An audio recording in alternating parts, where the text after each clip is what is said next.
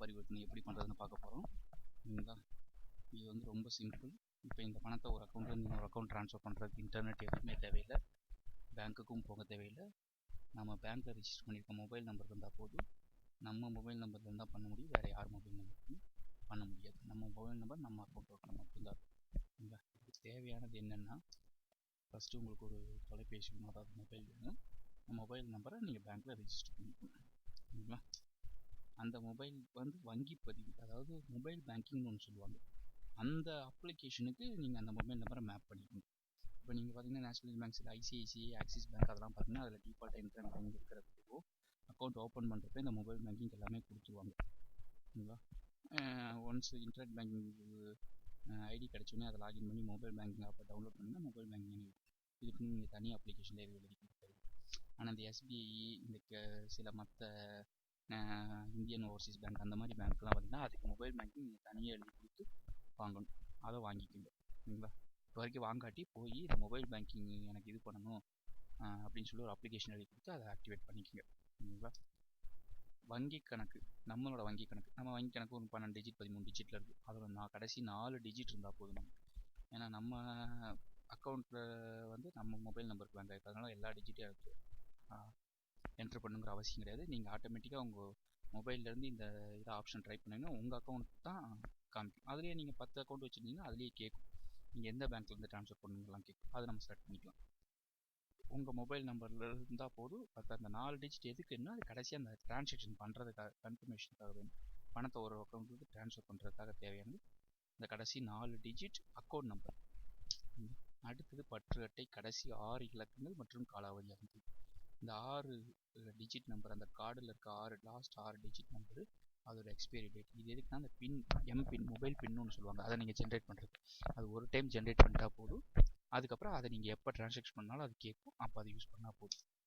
ஓகேங்களா? அதுக்கப்புறம் யாருக்கு நீங்கள் பணம் அனுப்ப போகிறீங்களோ அவங்களோட ஃபுல் அக்கௌண்ட் நம்பர், அதுக்கப்புறம் அவங்க எந்த பேங்க்கில் அக்கௌண்ட் வச்சுருக்காங்களோ அந்த பேங்க்கோட IFC code, Indian financial system கோட்னு சொல்லுவாங்க. அது ஒவ்வொரு பேங்க்கும் தனியாக ஒன்று இருக்கும். இதை நீங்கள் ஐஎஃப்சி கோட் யூஸ் பண்ணியும் பண்ணலாம். எம்எம்ஐடின்னு ஒரு ஆப்ஷன் இருக்குது, மொபைல் ஃபோன் ஐடென்டிஃபையர், அதை யூஸ் பண்ணியும் பண்ணலாம். இப்போ அது வந்து மேக்ஸிமம் இன்னும் யாரும் யூஸ் பண்ணிக்க மாட்டாங்க. அதுக்கு நீங்கள் என்ன பண்ணணும்னா அந்த பேங்க்கில் போய் ஜென்ரேட் பண்ணணும். ஒவ்வொரு இதுக்கும் 7 டிஜிட் நம்பர் ஒன்று கொடுப்பாங்க.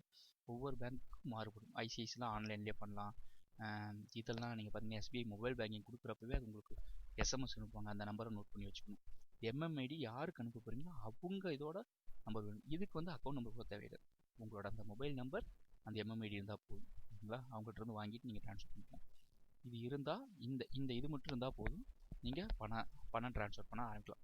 அது எப்படி இப்படி ட்ரான்ஸ்ஃபர் பண்ண போகிறோங்கிறது ஒரு ஆன்லைன் லைவ் வீடியோவில் இப்போ நம்ம பார்ப்போம். ஓகேங்களா? இப்போ நீங்கள் பார்த்தீங்கன்னா *99# இந்த அமுத்துங்க. அமுத்தி உங்கள் மொபைல் நம்பர்லேருந்து என்ட்ரு கொடுங்க. என்ட்ரு கொடுத்தோன்னே ஆப்ஷன் காமிக்கும். அதாவது ஐஎஃப்சி கோடு, பேங்க்கோட ஃபஸ்ட்டு 3 லெட்டர், அது நியூமரிக் கோடு. பேங்க்கோட 3 லெட்டர் நான் இப்போ அடிக்கிறேன், ஐசிஐசிஐ. அந்த பேங்க்கோட ஃபஸ்ட்டு 3 லெட்டர் தான். இது என்ட்ரு படிச்சோடனே அந்த ஆப்ஷன்லாம் காமிக்கும் என்ன பண்ண போகிறீங்க. ஐசி அக்கௌண்ட் பேலன்ஸ் பார்க்குறீங்களா, மினி ஸ்டேட்மெண்ட் பார்க்குறீங்களா, பணம் அனுப்பணுமா. பணம் அனுப்பல 2 ஆப்ஷன் இருக்குது, எம்எம்ஐடி யூஸ் பண்ணி, ஐஎஃப்சி யூஸ் பண்ணி. ஃபஸ்ட்டு நீங்கள் பின்னை ஜென்ரேட் பண்ணிக்கணும்.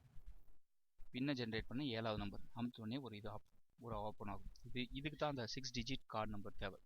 கார்டு இருந்தால் மட்டும்தான் இதை ஃபஸ்ட்டு ரிஜிஸ்டர் பண்ணணும். கார்டோட 6 டிஜிட் நம்பர், கடைசி 6 டிஜிட் நம்பர் அடிங்க கரெக்டாக. கார்டில் வந்து 14 டிஜிட் நம்பர் இருக்கும், அதில் கடைசி 6 இலக்க எண் அதை அடிச்சுட்டு ஒரு ஸ்பேஸ் விட்டு நீங்கள் வந்து இது அடிக்கணும். எது? அந்த எக்ஸ்பைரி டேட், மந்த் டேட் ஃபார்மேட்டில். ஓகேங்களா? இந்த மாதிரி சேர்த்து அடிக்கக்கூடாது.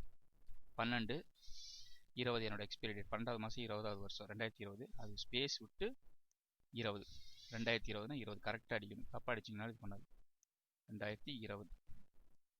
ஓகேங்களா? சென்ட் கொடுங்க. இது அதுக்கப்புறம் நீங்கள் செட் பண்ணணும். உங்களோட எம்பின்னை வந்து 4 டிஜிட் கூட ஒரு ஸ்பேஸ் விட்டு செட் பண்ணணும். நான் ஆல்ரெடி செட் பண்ணிட்டேன். ஓகேங்களா? 4 டிஜிட்டை ஸ்பேஸ் விட்டு செட் பண்ணணும். அதுக்கப்புறம் இப்போ நான் ட்ரான்ஸ்ஃபர் பண்ண போகிறேன் அமௌண்ட்டை. ஐசிஐசிஐ பேங்க்லேருந்து எஸ்பிஐக்கு பண்ண போகிறேன். ஐசிஐசிஐ பண்ணிட்டு 4வது ஆப்ஷன், ஏன்னா ஐஎஃப்சி கூட எனக்கு தெரியும், நான் அதை வச்சு ட்ரான்ஸ்ஃபர் பண்ண போகிறேன். ஐசிஐசின்னு போட்டு 4வது. அடுத்து வந்து என்டர் பெனிஃபிஷியரி ஐஎஃப்சி கோட், அந்த நீங்கள் எந்த பேங்க் ட்ரான்ஸ்ஃபர் பண்ணுறீங்களோ அந்த பேங்க்கோட ஐஎஃப்சி கோட். இப்போ நான் வந்து பழனியில் இருக்க எஸ்பிஐ பண்ண போகிறேன். SBIN 000089. இந்த ஐஎஃப்சி கோடை எப்படி எடுக்கலாம்னா உங்களுக்கு செக் புக்கில் கொடுத்துருப்பாங்க, இல்லை இன்டர்நெட்லேருந்து நீங்கள் எடுக்கலாம், இல்லை பேங்க்லேயே கேட்டுக்கலாம். சரிங்களா? கொடுத்த உடனே அடுத்து அவங்களோட அக்கௌண்ட் நம்பர் கேட்கும். அக்கௌண்ட் நம்பரை நீங்கள் இது பண்ணுங்கள். சரிங்களா? அக்கௌண்ட் நம்பர் இது பண்ணிவிட்டு 1 டிஜிட் 13 டிஜிட் அந்த நம்பர் என்ன இருக்கோ அந்த அக்கௌண்ட் நம்பரை இது என்ட்ரு பண்ணிவிட்டு கரெக்டான அக்கௌண்ட் நம்பரை என்ட்ரு பண்ணிவிட்டு சென்ட் கொடுங்க. ஓகேங்களா? இப்போ அந்த எம்பின் கேட்கும். எம்பின்னு உங்கள் அதுக்கப்புறம் அமௌண்ட் எவ்வளோ அமௌண்ட் என்ட்ரு பண்ணுறீங்களோ அந்த அமௌண்ட் என்ட்ரு பண்ணுங்கள். நான் இப்போ 100 ரூபா பண்ணுறேன். சென்ட் கொடுங்க. அதுக்கப்புறம் அந்த எம்பின் ஜென்ரேட் பண்ணிட்டு இருந்தீங்கன்னா அந்த எம்பின்னு ஸ்பேஸ் விட்டு நம்ம அக்கௌண்ட் நம்பர் கூட கடைசி 4 டிஜிட் அதை நான் ஆல்ரெடி என்ட்ரு பண்ணிட்டு இதை ட்ரை ஆகினா தப்பாக என்ட்ரு பண்ணியிருக்காங்க. கரெக்டாக என்ட்ரு பண்ணணும். ஸ்பேஸ் விட்டு இது பண்ணிட்டீங்கன்னா அக்கௌண்ட் ட்ரான்ஸ்ஃபர் ஆகிடும். அவ்வளோதான், சக்ஸஸ்ஃபுல்னு வந்துடும். உங்களோட மொபைலுக்கு மெசேஜ் வந்துடும். நீங்கள் போய் உங்கள் மெசேஜில் பார்த்து ஒரு மெசேஜ் வந்துடுச்சு. ஓகேங்களா? என்னோடய அக்கௌண்ட் நம்பர்லேருந்து 100 ரூபா டெபிட் ஆயிடுச்சு. 24ஆம் தேதி 14:59 டெபிட் ஆயிடுச்சு. அவ்வளோதான்.